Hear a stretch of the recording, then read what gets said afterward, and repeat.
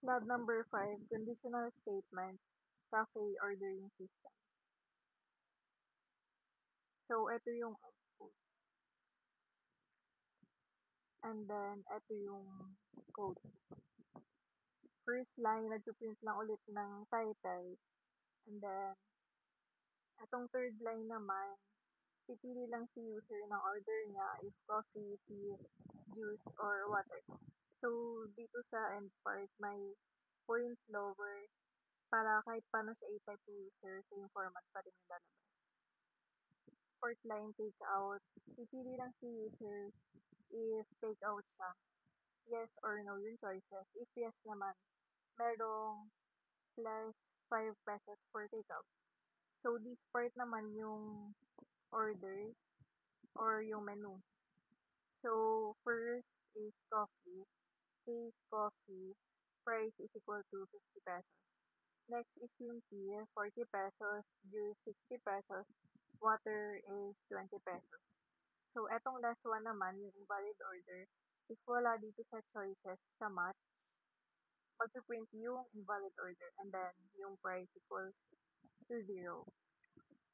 So, this part, if take out is equal to yes, and then may additional sa price which is 5 pesos. If si user in-enter niya yung yes dito sa part na to, may 5 pesos na additional. For example, yung order niya is coffee, yung price ng coffee is 50, magiging 55 siya dito sa part na to, total price, since may additional for takeout. So, ito namang if price is greater than 0, chinecheck lang if valid yung order. Ayun, piniprint yung total price. Next, for lab number 5, part 2, grade remarks with match. So, here's the output. And then, here's the code. First line, title lang ulit.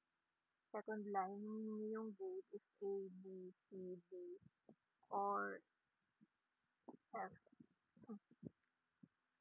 So, match grade is A, print excellent. A is for excellent, B is very good, C is good, D for fair, and last one is F, means failed. So, if wala ulit sa choices, for example, in-input naman ni user letter D, magpiprint siya ng invalid grade since wala siya sa A. So,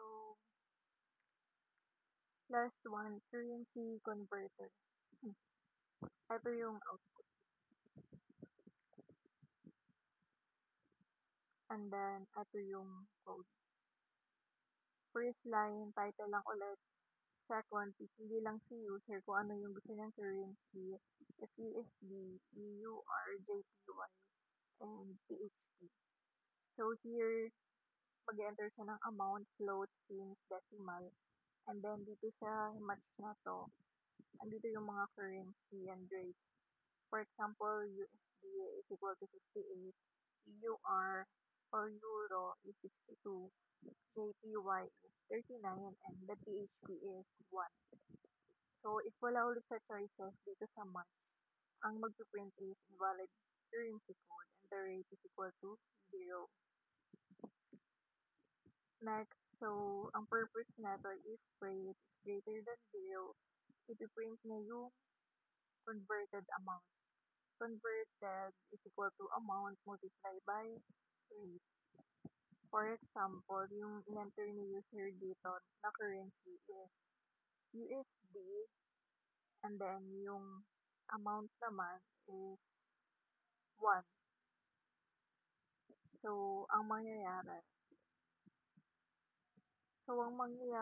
is amount multiplied by rate. So, 1 multiplied by USD rate, which is yung 58. So, yung lalabas na amount is 58 pa rin since yung in-enter ni user is only 1.